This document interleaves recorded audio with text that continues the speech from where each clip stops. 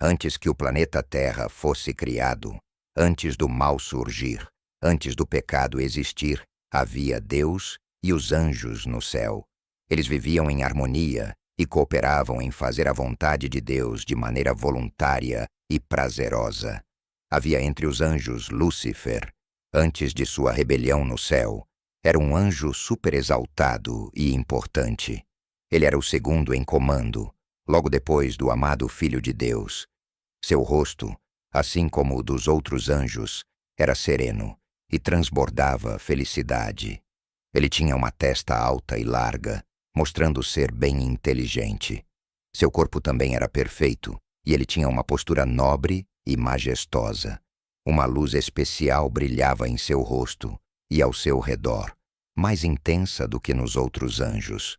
Porém, Cristo, o Filho amado de Deus, tinha a preeminência sobre toda a hoste angélica. Ele estava com o Pai, antes mesmo dos anjos serem criados. Lúcifer começou a invejar Cristo, e aos poucos queria o comando que era só de Cristo. O grande Criador então chamou todos os anjos para uma reunião especial, para dar uma honra especial a seu Filho. Nesse momento, Cristo estava sentado no trono com o Pai, e todos os anjos estavam reunidos ao redor deles.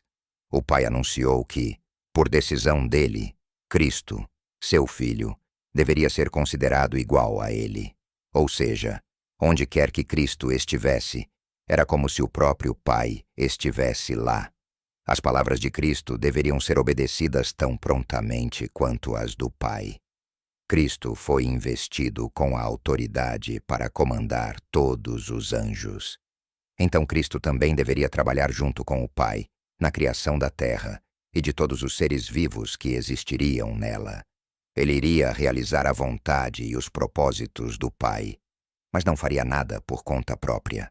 A vontade do Pai seria feita através de Cristo. Isso de alguma forma não agradou a Lúcifer, e ele em seu coração começou a sentir ciúmes e inveja de Cristo. Com uma insatisfação crescente, Lúcifer deixou a presença do Pai, carregando consigo um propósito velado.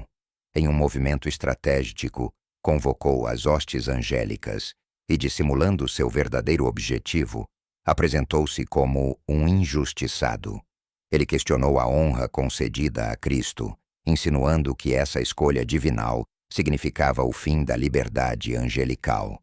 Seu discurso inflamado prometia um novo governo, onde a liberdade seria restaurada. Muitos anjos, encantados por sua eloquência, mostraram-se dispostos a segui-lo. O tumulto celestial não passou despercebido. Os anjos leais buscaram incansavelmente reconciliar Lúcifer com a vontade divina, defendendo a honra conferida a Cristo como uma expressão da sabedoria insondável de Deus. Mas Lúcifer, obstinado, recusou-se a ceder. Desdenhou dos anjos leais, chamando-os de escravos. A rebelião se consolidava. Lúcifer proclamou que jamais se submeteria a Cristo. Seus seguidores, encantados por promessas de um governo livre e justo, expressaram seu apoio. Ao mesmo tempo, advertências sombrias vinham dos anjos leais, prevendo as terríveis consequências de tal revolta. Os anjos leais, alarmados, relataram tudo ao Filho de Deus, que, junto com o Pai, determinou as medidas necessárias para conter essa insurreição e proteger os anjos fiéis.